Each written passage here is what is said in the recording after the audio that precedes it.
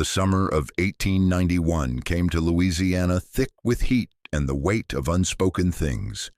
In the Delta Parish, where the Mississippi carved its muddy path through land that remembered too much, workers arrived at the ruins of LaVeau Crossing with sledgehammers and crowbars, prepared to tear down what remained of the old plantation's skeletal structure. The property had stood abandoned for 44 years, its buildings collapsing inward like the rib cage of some enormous beast left to rot beneath the merciless sun. No one had wanted it. No one had dared to claim it. The soil refused to yield crops. Animals would not graze there.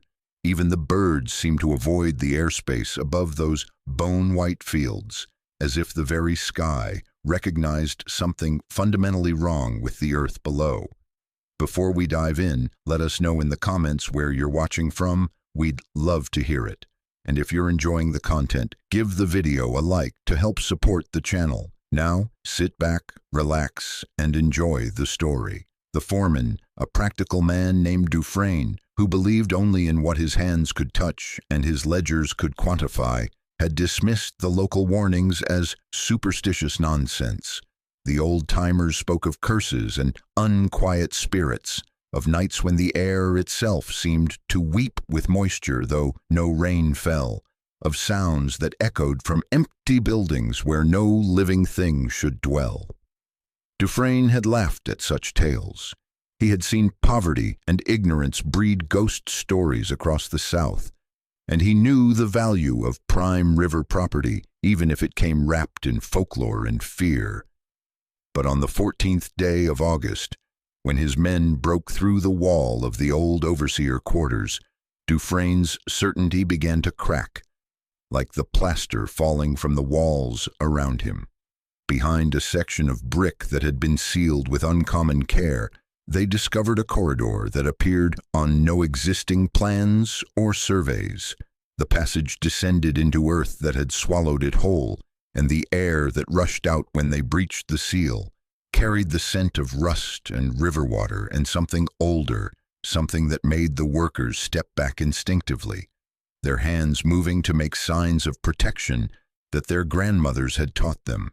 Inside that hidden space, arranged in a perfect circle as if positioned for some profane ritual, sat 8 iron collars.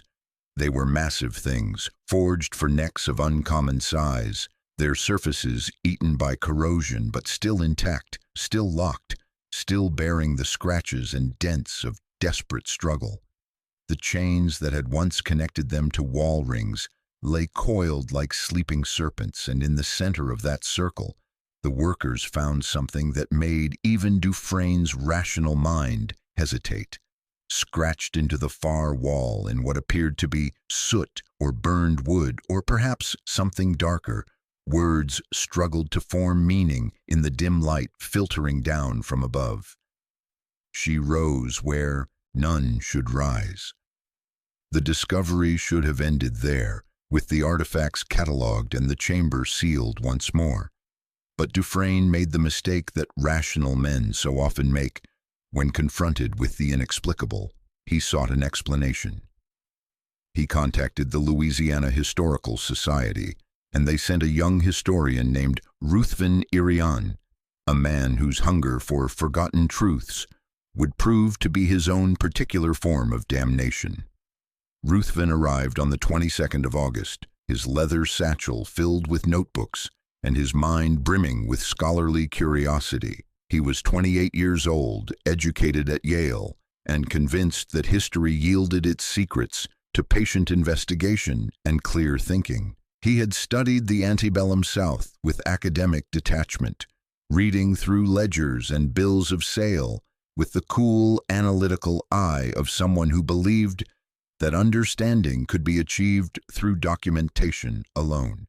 He did not yet understand that some truths resist the neat columns of accounting books, that some stories are written in mediums other than ink, that some histories are not recorded, but rather pressed into the land itself like fingerprints in wet clay. The plantation records for LaVeau Crossing proved frustratingly incomplete. The property had been established in 1823 by a French Creole family named Delacroix, who had made their fortune in sugarcane and human misery. The operation had been known for acquiring what the ledgers euphemistically termed tall stock, enslaved men and women selected for their physical size and strength, worked until their bodies broke beneath the weight of endless labor. The plantation had burned in 1847 under circumstances that were never fully explained, and the property had passed through several hands before being abandoned entirely in the aftermath of the war. But it was in the parish archives, in a ledger book whose pages had gone brittle with age, that Ruthven found his first thread leading into darker territory. The register for 1847 listed the disappearance of 8 overseers on the night of October 9th. Their names were recorded in neat script: Jorah Pellin, Marcus Thibault, Simeon Leroux, Dalton Guidry, Ephraim Brossart, Clement Duval, Amos Trosclair, and Remy Chatelain. 8 men who had vanished in a single night, leaving behind no bodies, no explanations, no witnesses willing to speak of what they might have seen. The official report stated simply that the men had abandoned their posts. It suggested desertion, moral failing, cowardice in the face of slave unrest. But there were marginal notes, barely legible annotations made by a different hand, and these hinted at something far stranger. One notation spoke of the men being found 3 days later in the eastern field, far from any water source, their bodies recovered from soil that had somehow become saturated with river water despite the lack of rain. Another note, almost indecipherable, mentioned lungs filled with silt and mud, mouths frozen open in expressions of terminal understanding. And then Ruthven found her name. It appeared only once in the surviving records, in a bill of sale dated 1839, Abeni Delaire. The notation beside her name was brief and clinical. Female, aged approximately 19 years, height exceptional, near 7 feet, strength uncommon, temper violent when provoked, subdued with iron, 7 feet tall. The iron collars in the sealed chamber suddenly made terrible sense. Ruthven felt something shift in his understanding, a recognition that he was no longer dealing with simple historical curiosity, but rather with something that had been deliberately buried, hidden away like toxic waste that might leach into groundwater and poison everything it touched. He pressed deeper into the archives, and in the church registry of Sainte Marie Parish, he discovered that all death certificates for the 8 overseers had been removed. The pages had been cut cleanly from the binding, extracted with surgical precision, as if someone in authority had decided that their deaths should not be officially acknowledged. But beside Abeni's entry in the plantation death records, someone had written a single phrase that made Ruthven's skin prickle: returned to water. What did it mean? Had she drowned? Had she escaped by river? Or did it suggest something more metaphorical, something that hinted at transformation or dissolution, or a passing beyond the boundaries that normally constrain human existence? Ruthven could not know, not yet.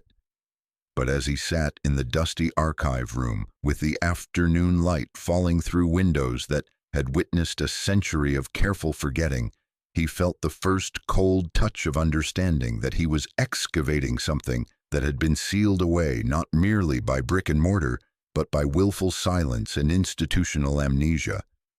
That evening, as Ruthven walked through the ruins of LaVeau Crossing, in the fading light, he heard a sound that made him stop mid-step.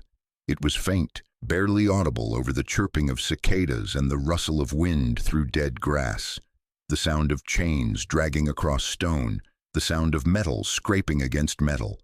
He turned, searching for the source, but saw nothing except the skeletal remains of buildings and the long shadows they cast across ground that seemed to drink the darkness like a sponge. When he returned to his temporary lodgings in the town of Belle Rive, 7 miles downriver, He found that his hands were shaking as he transcribed his notes. He told himself it was merely excitement, the thrill of historical discovery. He did not yet recognize it as the first symptom of a fear that would grow like mold in the damp places of his mind, spreading until it consumed everything. The investigation consumed Ruthven with the intensity of fever. He returned to LaVeau Crossing daily, spending hours in the sealed chamber where the iron collars sat in their accusatory circle, photographing the scratched message on the wall, measuring the dimensions of the space with an obsessive precision that might have concerned him had he been capable of self-reflection in those days. The foreman Dufresne had suspended demolition work pending the historical survey, and the workers regarded Ruthven with a mixture of pity and suspicion, as if they recognized in him the marks of a man who had stumbled into something he lacked the wisdom to avoid. It was through the local pastor, Father Beaumont, that Ruthven learned of Mireille Audin. She was 83 years old, a woman whose face carried the cartography of a hard life, lived in proximity to things that should not be spoken of in daylight. She lived alone in a shotgun house on the outskirts of Belle Rive, and when Ruthven arrived at her door on the 3rd of September, she greeted him with neither surprise nor welcome, only a weary resignation that suggested she had been expecting him or someone like him for a very long time. "You found the collars," she said. It was not a question. Her eyes, milky with cataracts but still sharp with intelligence, studied him with an assessment that made him feel suddenly transparent, as if she could read the trajectory of his fate, written in the nervous energy that radiated from him.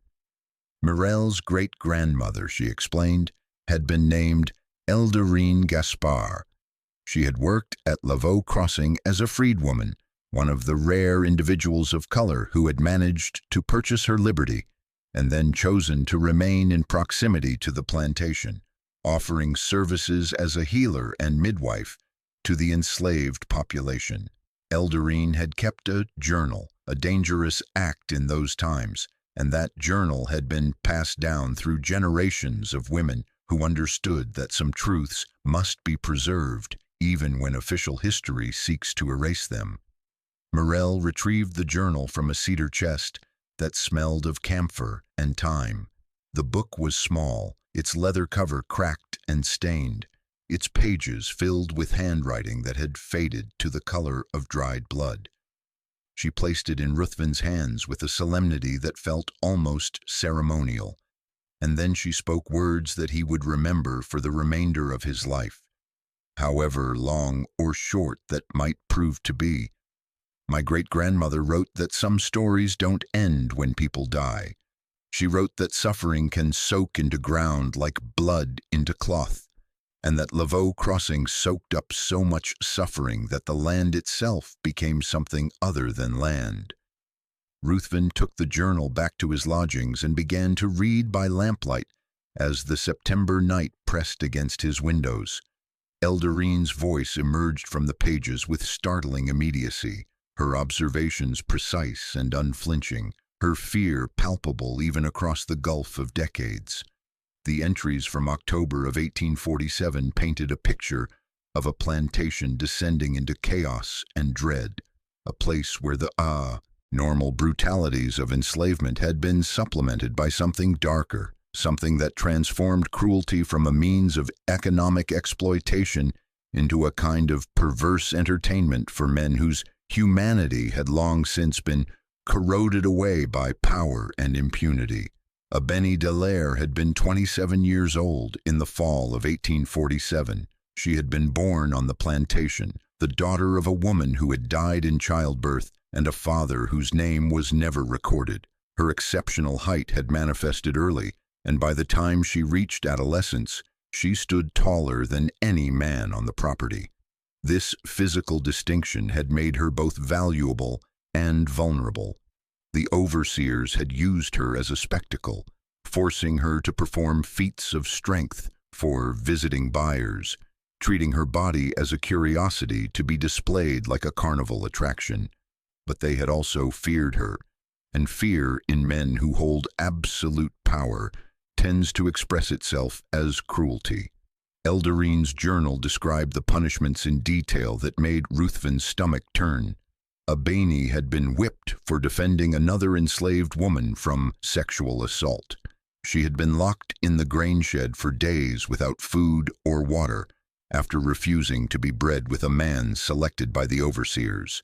She had been forced to wear the iron collar continuously for the final 6 months of her life, the metal rubbing her neck raw, the weight of it bending her spine, marking her as dangerous, as other, as something that required constant restraint. But it was Eldarine's observations about Abeni's psychological state that disturbed Ruthven most profoundly. The woman wrote that Abeni had stopped speaking entirely in those final months, communicating only through gestures and a gaze that seemed to look through people rather than at them. She described how Abeni would stand motionless in the fields for hours, her eyes fixed on the river in the distance, her lips moving in what might have been prayer or might have been something else, some invocation in a language that predated the violence that had brought her ancestors to this hostile shore. The other enslaved people had begun calling her the Hollow Saint, Eldarine recorded, because she seemed to have been emptied of everything except a terrible patience. They said her wounds no longer bled when the whip fell, that her flesh simply accepted the violence and transformed it into something that accumulated within her like water behind a dam. They said that when she prayed, the air around her would grow heavy with moisture, condensation forming on metal surfaces, puddles appearing beneath her feet on dry ground. And the overseers had noticed. Jorah Pelin, who had been the cruelest of them all, had become obsessed with breaking whatever remained unbroken in Abeni's spirit. Eldarine's journal included fragments of conversations she had overheard, snatches of dialogue that revealed the particular psychology of men who mistake sadism for strength.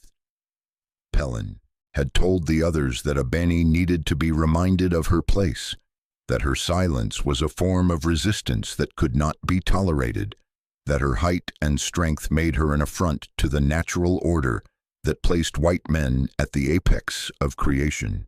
Between the pages of Eldarine's journal, Ruthven discovered a folded letter, its paper thin as tissue, its ink nearly vanished. It was written by Jorah Pelin himself, addressed to his brother in Natchez, dated October 8, 1847. The letter began with mundane details about cotton prices and weather patterns, but its tone shifted abruptly in the third paragraph. Pelin wrote of growing unease among the overseers, of strange occurrences that had begun after they had subjected Abeni to a particularly savage beating on the 1st of October. Tools had gone missing. The well water had turned brackish despite being far from tidal influence.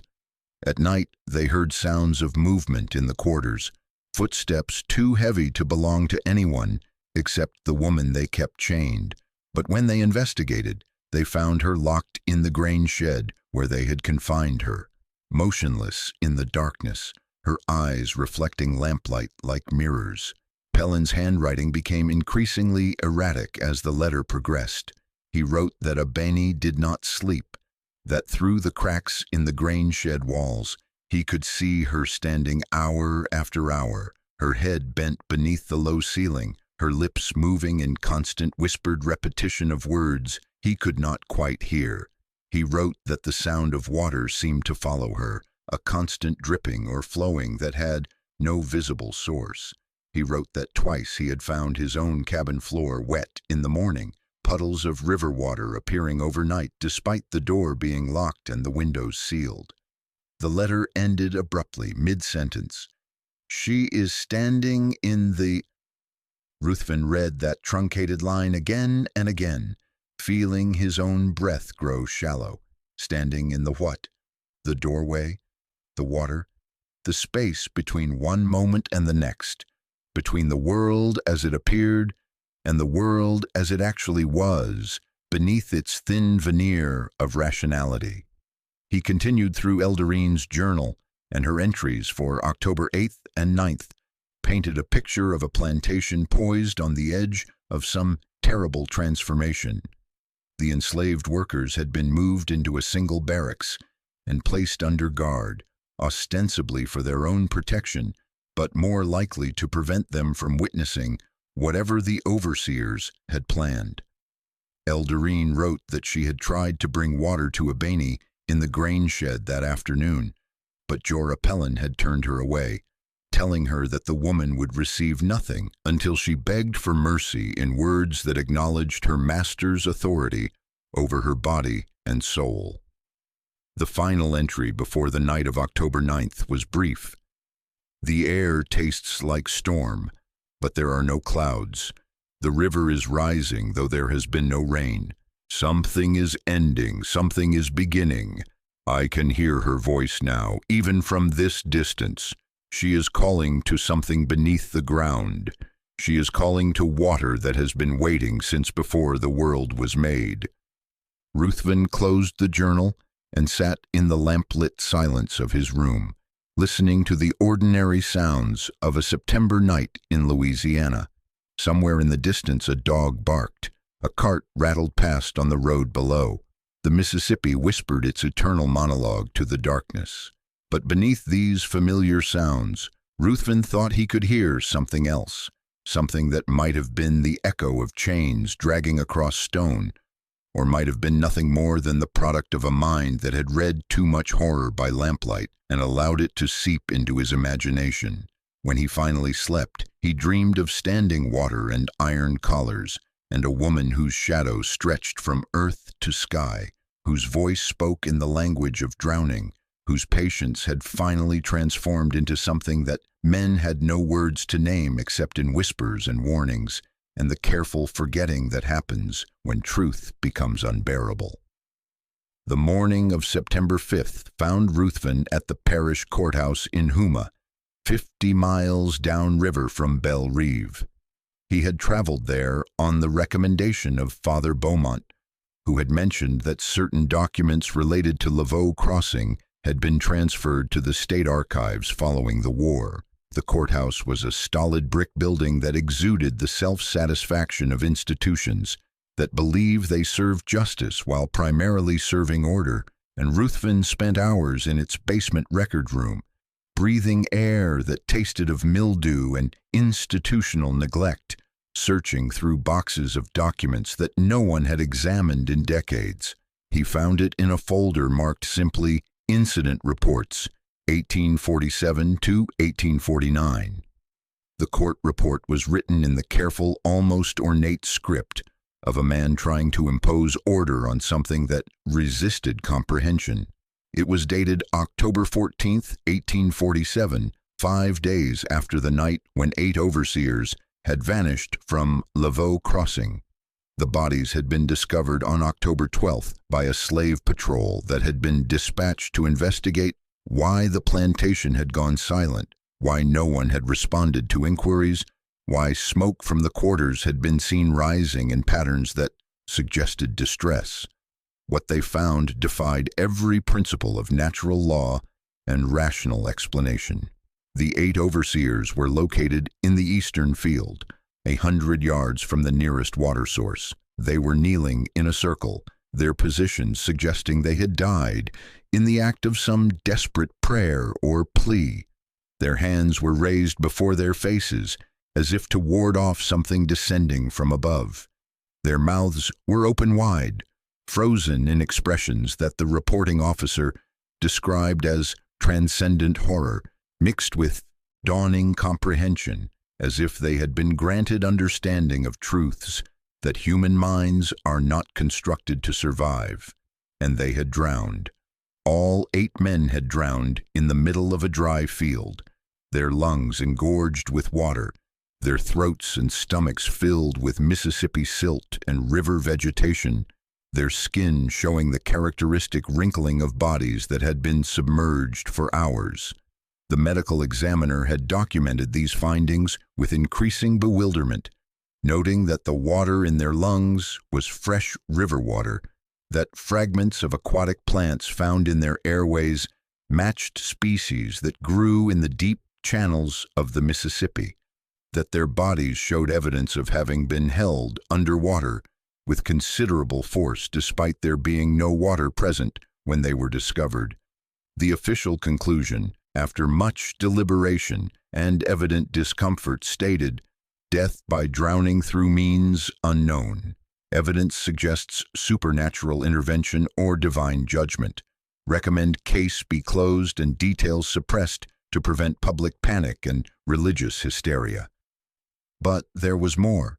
Attached to the official report was a deposition taken from the plantation's remaining staff, testimony that had been sealed by order of the parish judge and marked "not for public record."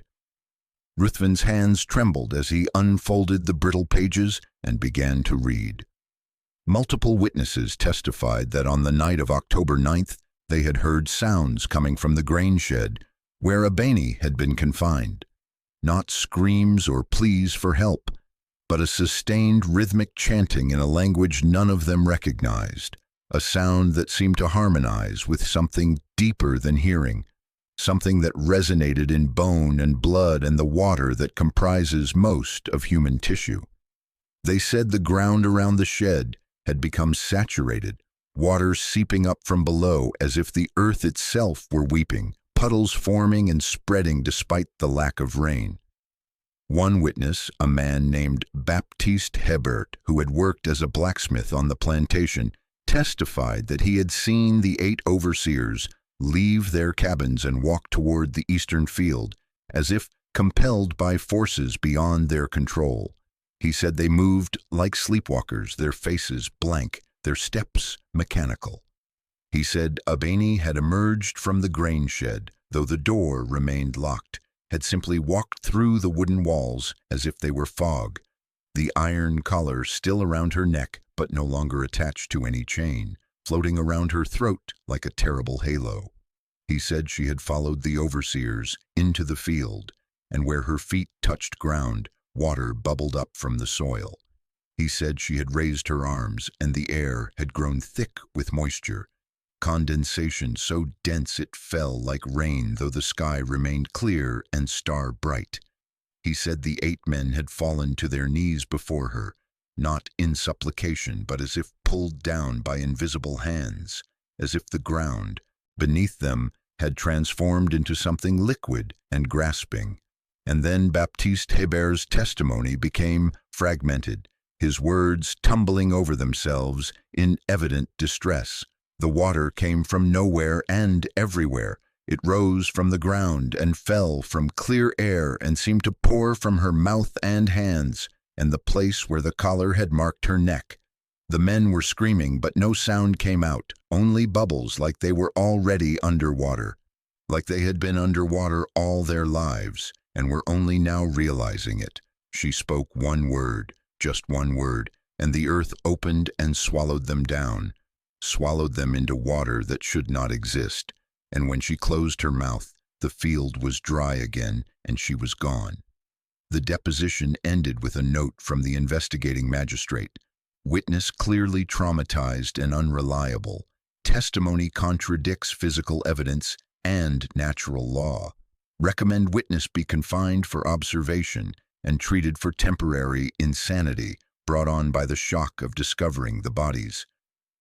But there was one final document in the folder, a letter written by the magistrate to the state attorney general, marked personal and confidential. In it, the magistrate confessed his own doubts about the official narrative. He wrote that he had examined the crime scene personally and found indisputable evidence that water had been present in vast quantities despite the lack of any source. The ground was saturated, aquatic vegetation lay scattered across the field. The air smelled of river water and submerged decay, and in the center of where the bodies had been found, pressed into the mud, was the impression of a woman's bare foot, a footprint so large it could only have belonged to someone of extraordinary height. The magistrate wrote, "I am forced to conclude that something occurred on the night of October 9th that exceeds my capacity to explain through conventional means. Whether this was an act of God or an act of something older than the names we give to God, I cannot say. but I have ordered all death certificates to be removed from official record and all testimony to be sealed, not to protect the reputation of the deceased, but to protect the sanity of the living. Some truths, if widely known, would undermine the foundations upon which civilized society rests. Better to forget, better to bury this as deeply as we have buried the bodies. And then the final paragraph, written in a different ink as if added later, perhaps after reflection or second thoughts. One detail troubles me beyond all others. After the bodies were removed, we searched for the enslaved woman Abeni Delaire, believing she must have fled during the chaos. We found the grain shed empty, its lock still fastened, its walls intact. We found her iron collar in the old well behind the overseer quarters, lying at the bottom of a shaft that had been dry for 5 years. But when we attempted to retrieve the collar, we found the well suddenly full of water that rose from unknown depths, water so cold it burned the hands of the men who tried to reach into it. We sealed the well. We bricked up the corridor leading to the overseer quarters.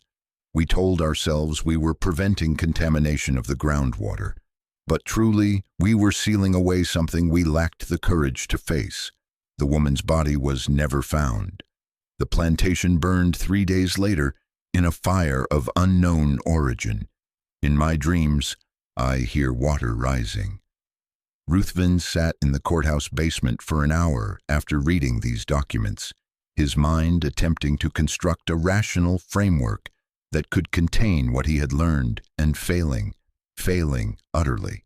The historian in him insisted there must be a logical explanation, that mass hysteria or shared delusion or some unknown environmental factor had caused these men to drown through means that mimicked supernatural intervention. But another part of him, a part that had been growing stronger with each page he read, understood that rationality itself was a kind of cage, a comfortable prison that protected people from truths too large and terrible to accommodate within the tidy boundaries of materialist philosophy. He thought of Abeni Delaire, of a woman whose suffering had been so profound and so sustained that it had somehow opened a door between the world as it appeared and the world as it actually was, revealing depths beneath depths, water beneath stone, justice beneath mercy, drowning beneath air. He thought of how pain, when it exceeds certain thresholds, can transform consciousness into something other than what it was, can break the boundaries that separate self from world, individual from element, flesh from water.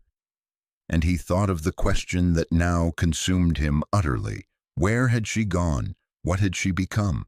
Was she still somewhere beneath the earth, waiting in dark water for the next man who needed to learn what the overseers had learned, waiting to teach the lesson that cruelty is not without consequence, that suffering accumulates like pressure behind a dam, that eventually, inevitably, the waters rise?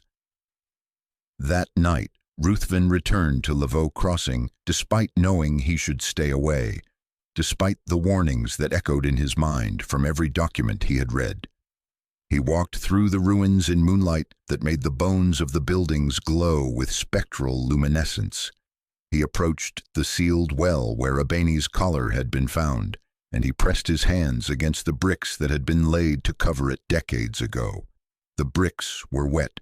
Water seeped between them, cold and dark, smelling of river mud and submerged vegetation. And from somewhere below, from depths that should not exist beneath this high ground, Ruthven heard a sound that made every primitive instinct in his body scream for him to flee. It was the sound of chains dragging across stone. It was the sound of something large moving through water. It was the sound of patient waiting coming to an end. He ran. He ran through the ruins and across the fields, and did not stop until he reached the road where his hired carriage waited. The driver took one look at his face and asked no questions, simply snapped the reins and drove back toward Belle Rive, at a pace that suggested he too had felt something in the air that night, something that made speed seem not like cowardice, but like the most fundamental form of wisdom. But Ruthven knew, even as the distance grew between himself and LaVeau Crossing, that running was merely a temporary solution. Some investigations, once begun, cannot be abandoned. Some truths, once glimpsed, cannot be unseen. He had opened a door that would not close, and he understood with terrible clarity that his own story was now entangled with Abeni's, that her disappearance and his discovery were not separate events, but rather different aspects of the same pattern. A pattern that had been waiting for him since before he was born, waiting with the patience that only water and stone and accumulated suffering can achieve. The levee broke on September 16, 1891. It broke at 3 in the morning in a section that had been recently reinforced, in a location where no break should have been possible, according to every principle of engineering and hydraulics. The Mississippi poured through the breach with the force of accumulated centuries, and the water came seeking LaVeau Crossing with what witnesses would later describe as intention, as if the flood had a destination in mind and would not be deterred until it reached it. Ruthven was in Belle Rive when the alarm bells began to ring, rousing him from dreams of drowning and iron collars, and a woman whose shadow stretched from earth to sky. He dressed quickly and joined the crowd gathering on the high ground above the town, watching as the water spread across the delta in the pre-dawn darkness, a moving blackness that swallowed everything in its path. The flood reached LaVeau Crossing at dawn, and those watching from a distance claimed they saw something strange in those moments before the ruins disappeared beneath the water, a disturbance in the flood's surface as if something was rising from below to meet the descending torrent, as if two bodies of water that had been separated by violence and time were reuniting at last. By the time the flood receded 3 weeks later, Ruthven Irion had vanished. His room at the boarding house stood empty, his belongings untouched, his bed not slept in. The last confirmed sighting placed him at the edge of the flood zone on the night of September 16th, standing alone in the rain that had followed the levee break, staring toward the submerged ruins of LaVeau Crossing with an expression that witnesses described as rapturous or horrified, or perhaps both at once, the face of a man seeing something that answered questions he had not known he was asking. His leather notebook was found 6 miles downstream on October 4th, water damaged but partially legible. Most of the pages had dissolved into illegibility, the ink running and fading until the words were ghost impressions of their former selves. But one page near the center had somehow remained intact, as if protected by forces that wanted its message preserved. In Ruthven's careful historian's hand, smudged but readable, were 6 words. She walks again. The water remembers. Beneath these words, in different ink that might have been mud or might have been something else, was a single line written in a script that looked nothing like Ruthven's controlled penmanship. The letters were crude, scraped rather than written, formed by someone whose hands had perhaps forgotten the shape of words. 7 feet tall, and the water rises. The official investigation into Ruthven's disappearance concluded that he had likely been caught in the flood, swept away, and drowned, his body lost to the Mississippi's vast and indifferent currents. This explanation satisfied the authorities and closed the case with the efficiency that institutions prefer when faced with events that resist tidy categorization. But in Belle Rive and the surrounding parishes, a different story began to circulate, whispered in the careful tones that people reserve for truths they fear might be overheard by whatever listens from the spaces between words. They said that on nights when the moon is full and the river runs high, you can hear chains dragging across the mudflats where LaVeau Crossing once stood. They said that sometimes in the hour before dawn, a figure can be seen walking through the cane fields that now grow where the plantation ruins were swept away. a silhouette so tall it seems to brush the sky, moving with the slow inevitability of rising water. They said that men who ventured too close to that place at night sometimes disappeared, and when their bodies were found days or weeks later, their lungs were filled with river water. Though they had never been near the Mississippi, their faces frozen in expressions of understanding that looked less like horror and more like recognition, as if they had finally seen something true about the world and about themselves and about the cost of cruelty. The story spread through the oral tradition that exists parallel to official history, carried by people who understood that some truths survive not in documents or archives, but in the warnings grandmothers give to children, in the places people avoid without quite remembering why, in the silences that surround certain topics like the negative space that defines a figure. And as the story spread, it transformed the way people understood not just LaVeau Crossing but the entire landscape of memory and violence that the South had tried so hard to forget, tried so desperately to bury beneath narratives of honor and heritage, and the genteel mythology of a world that had never actually existed except in the careful forgetting of those who benefited from that forgetting. Mirelle Odon lived for 7 more years after Ruthven's disappearance. In 1998, at the age of 90, she granted a final interview to a journalist from New Orleans who was researching vanished plantations along the Delta. By then, she was nearly blind, her body failing in the incremental way that bodies fail when their appointed time approaches.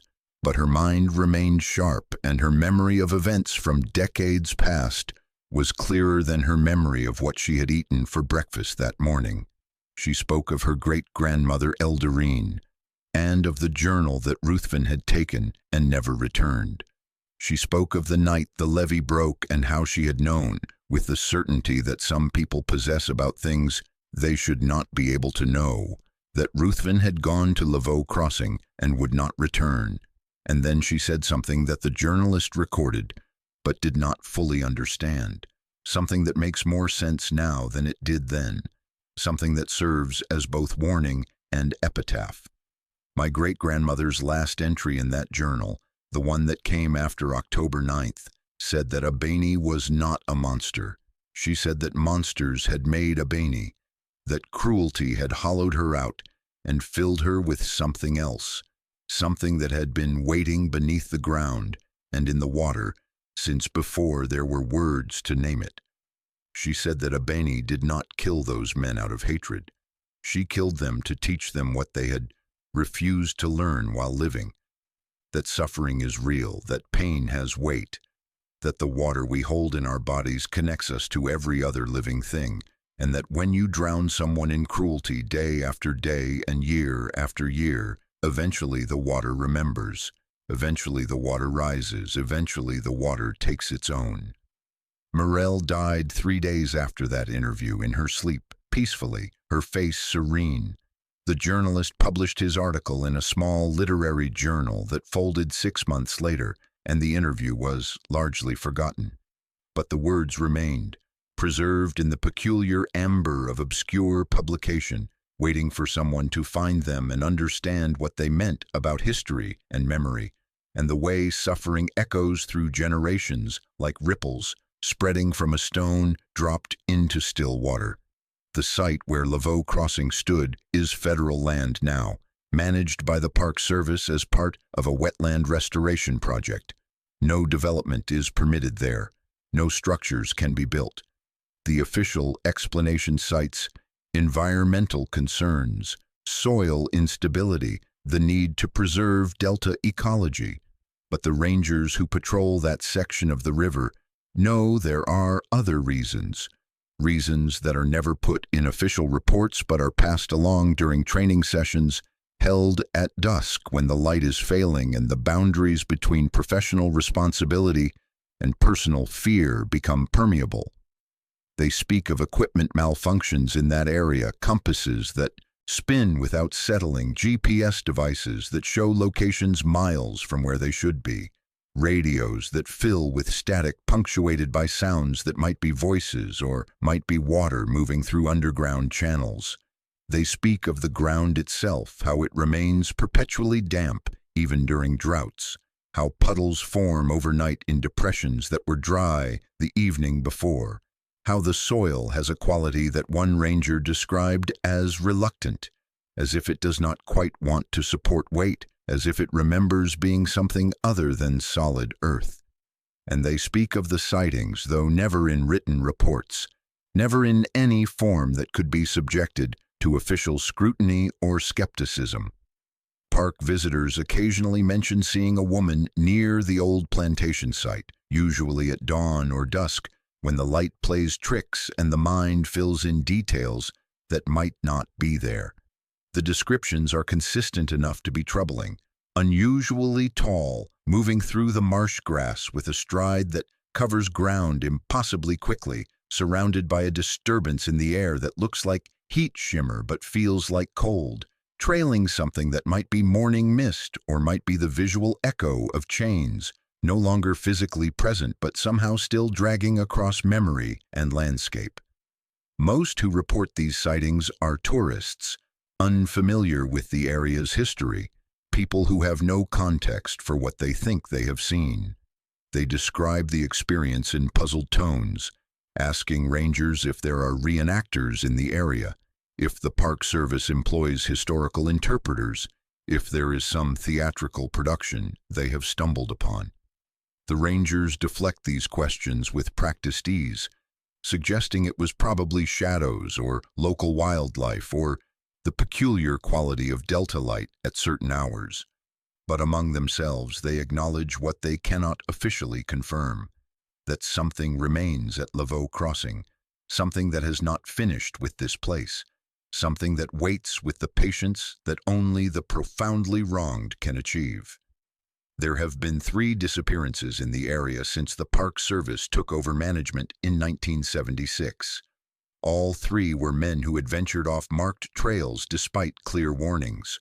All 3 were found within 72 hours, always near water, always with expressions on their faces that emergency responders described in their reports, using careful clinical language that nonetheless could not fully mask the underlying disturbance. Deceased appeared to have experienced significant psychological distress prior to death. Facial features suggest extreme fear, mixed with what can only be described as comprehension, as if the victim understood something in his final moments that altered his perception of reality in fundamental ways. The official causes of death were listed as drowning in 2 cases and exposure in the 3rd, though this last determination troubled the medical examiner who noted in his private files that the victim's lungs contained trace amounts of water, despite there being no water source within 100 yards of where the body was discovered.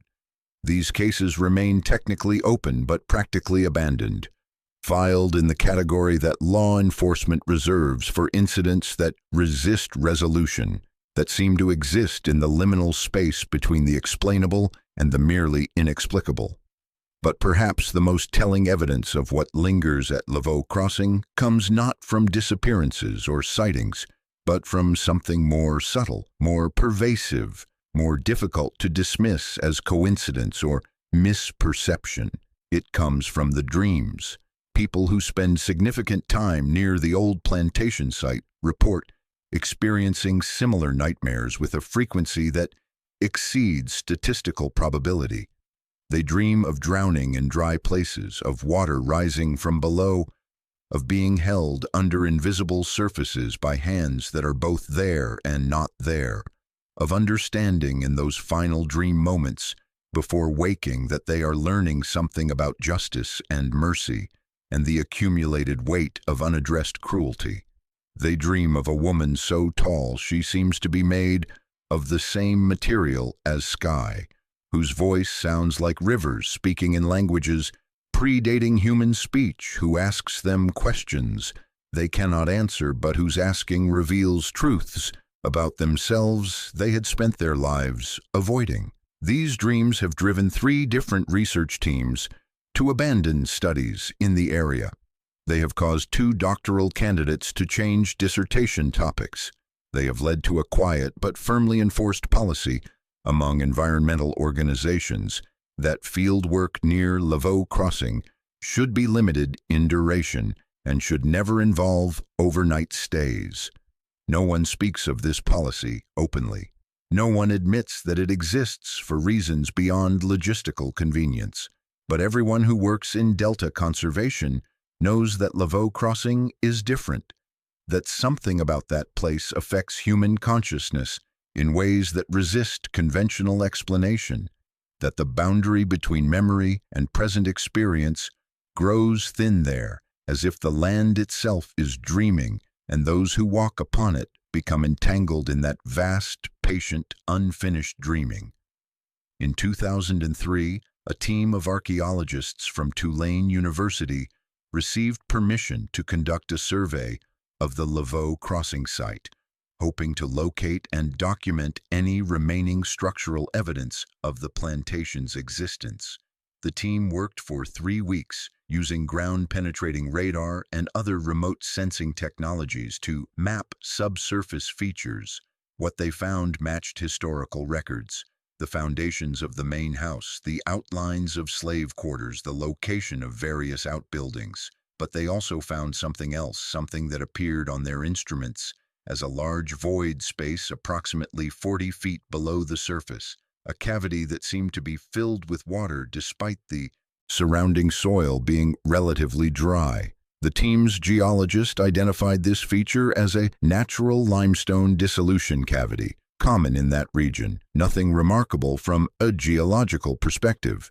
But the cavity's location troubled the team leader, a woman named Dr. Sarah Marchant, who had studied plantation archaeology for 15 years and had never experienced anything that made her question her materialist understanding of how the past interacts with the present. The void space was located directly beneath where the overseer quarters had stood, directly beneath where the sealed chamber with its 8 iron collars had been discovered in 1891.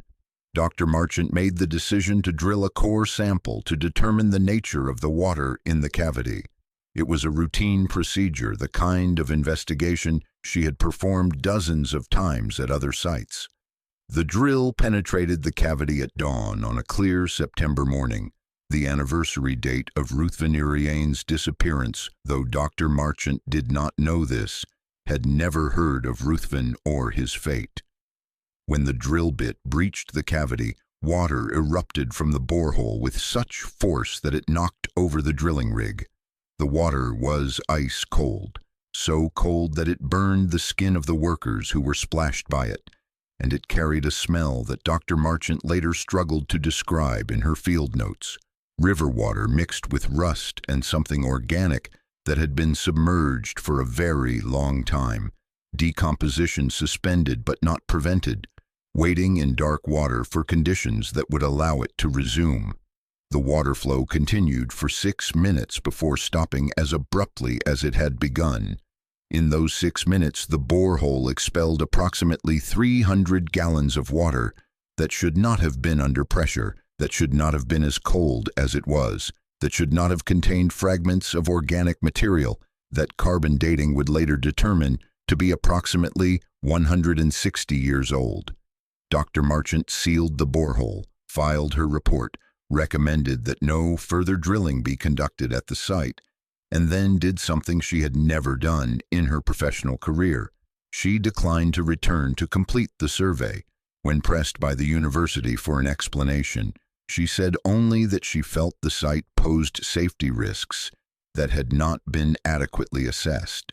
But in a private conversation with a colleague, she admitted that on the night after the borehole incident, she had dreamed of drowning, and in her dream, a woman with a voice like deep water had asked her if she understood what it meant to be held down, to have weight pressing on her chest, making each breath impossible, to know that she was dying, not because of any action she had taken, but simply because someone with power over her body had decided that her suffering was useful or entertaining or simply didn't matter. Dr. Marchant had woken from that dream with her face wet, with water on her, pillow that smelled like the Mississippi, with a certainty lodged in her chest, like a stone that she had been given a warning and that ignoring it would be the most dangerous decision she could make. She never returned to LaVeau Crossing. The survey was never completed. The university's archaeology department quietly removed the site from its list of active research locations, and the files on the project were archived with a notation that it had been suspended due to logistical complications. But the water that had erupted from the borehole did not simply disappear. Some of it soaked into the ground, returning to whatever vast reservoir waited below. Some of it evaporated in the September heat, rising as vapor into an atmosphere that would carry it elsewhere, seeding clouds that would eventually release it as rain on places distant from its source.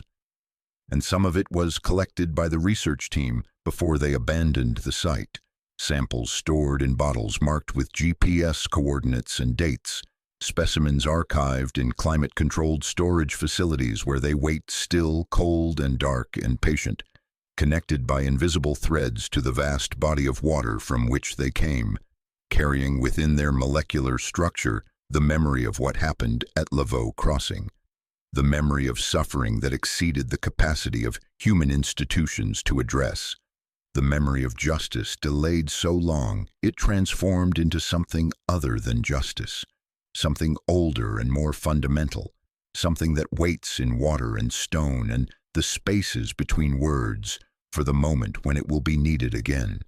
Because that is what LaVeau Crossing teaches. If we have the courage to listen, if we have the honesty to look directly at what we have spent so much energy trying to forget, that cruelty accumulates, that suffering persists, that violence does not simply disappear when we stop documenting it or stop speaking its name. The water remembers. The land remembers. The very atoms that comprise the air and soil and the bodies of those who walk upon that ground carry within them the trace signatures of events that official history has declared closed, resolved, safely relegated to the past. Abeni Delaire was not a ghost. She was not a supernatural creature imported from folklore to serve as metaphor or moral lesson. She was a woman, a human being who endured suffering so profound that it broke the boundaries that normally contain consciousness within the limits of a single body, a single lifetime, a single mode of existence. What she became in that breaking is not something we have adequate language to describe. Monster is too simple. Spirit is too abstract. She became something that exists in the boundary spaces between flesh and water, between memory and present experience, between individual suffering and collective guilt, between the history we acknowledge and the history that refuses to stay buried, no matter how many bricks we use to seal it away. The 8 overseers who drowned in dry fields on October 9th, 1847, learned something in their final moments, something that most humans pass through their entire lives without having to confront directly, that the suffering we inflict on others does not disappear into abstraction, that pain is as real and substantial as stone, that our bodies are mostly water and water remembers everything, that there are depths beneath the visible world where accounts are kept with a precision that shames our ledgers and laws and carefully maintained historical narratives. Whether Abeni killed them through supernatural means or whether she simply showed them truths about themselves that were so unbearable their minds could not survive, the revelation is a question that perhaps cannot be answered, perhaps should not be answered. The distinction may be meaningless. The result is the same. And Ruthven Irian, who went seeking historical truth with the confidence of a man who believed that understanding could be achieved through documentation alone, learned that some truths do not reveal themselves to detached inquiry, that some histories can only be comprehended through a kind of terrible participation, through allowing oneself to become entangled with the past, in ways that erase the comfortable distance between observer and observed, between then and now, between the violence of history and the violence of the present moment. His disappearance on the night the levee broke was not perhaps an accident or a tragedy. It may have been a form of completion, a way of learning the final lesson that LaVeau Crossing had to teach. That historians who excavate suffering without reckoning with their own position within the systems that created that suffering are not neutral observers, but rather participants in the ongoing work of violence, that asking questions about the past is also a way of being questioned by the past, that some investigations demand not just intellectual curiosity, but moral transformation, and that those who are unwilling or unable to be transformed may simply be consumed. The story of LaVeau Crossing does not end. It cannot end because the conditions that created it persist. Somewhere in America tonight, cruelty is being inflicted with the same casual certainty that it was inflicted on October 9th, 1847. Somewhere, suffering is accumulating in human bodies and in the land itself, pressing against the thin membranes that separate the world, as we prefer to imagine it, from the world as it actually is. Somewhere, water is rising, slowly, patiently, waiting for the moment when it will be released, not as flood, but as reckoning.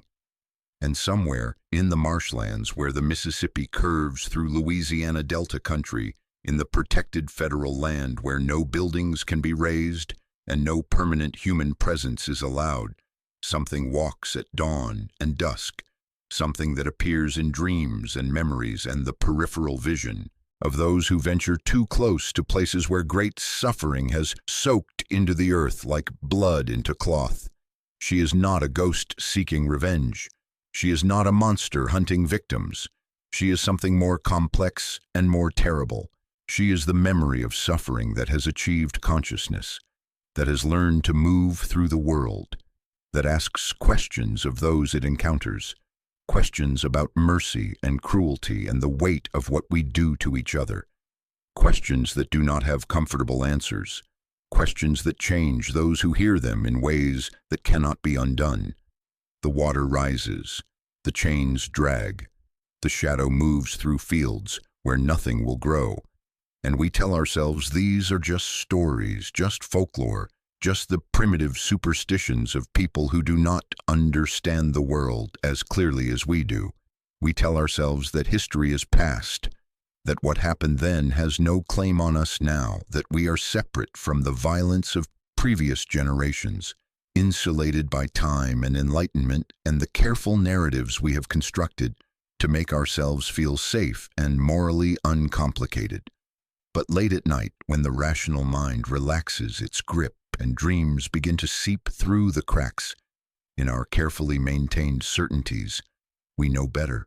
We know that the past is not past, that suffering echoes forward through time, with the persistence of water moving downhill, seeking its level, seeking justice, or what waits beyond justice when justice has been too long delayed. We know that somewhere beneath the ground we walk upon, vast reservoirs of accumulated pain wait, with the patience that only the utterly wronged can achieve. We know that the water remembers. We know that eventually, inevitably, the water rises, and when it does, when the levees break and the boundaries dissolve and the carefully maintained separation between then and now collapses like bricks, crumbling under pressure, we will finally understand what Abeni Delaire understood in the grain shed at LaVeau Crossing, what the 8 overseers learned in their final moments, what Ruthven Irian discovered on the night he walked into rising water and did not return, that we are all drowning together, that we have always been drowning, that the only question is whether we will recognize this truth in time, to extend our hands to each other in the dark water, or whether we will learn it too late, mouths open in expressions of terminal comprehension, lungs filling with the accumulated memory of every cruelty we thought we could safely forget, Every suffering we believed we could bury beneath bricks and silence and the careful erasure of official records. The water rises, the shadow walks. The story continues. And somewhere in Louisiana, where the Mississippi carves its ancient path through land that remembers everything, a woman 7 feet tall waits in places between water and earth, between memory and matter, between then and now, patient as drowning, patient as justice, patient as the truth that refuses to stay buried no matter how many generations try to seal it away. She waits. She has learned to wait. And when the time comes, when the levees break again as they always do, as they must, she will rise where none should rise, and she will teach us what we have refused to learn, and the lesson will be written in water that fills lungs and stops breath, and finally, mercifully, terribly, reveals the weight of what we have carried all along, without admitting, without acknowledging, without allowing ourselves to feel, until feeling becomes unavoidable and understanding becomes the last thing we know before darkness closes over our heads and we sink into depths where all debts are settled and all accounts are balanced and the water, at last, is still.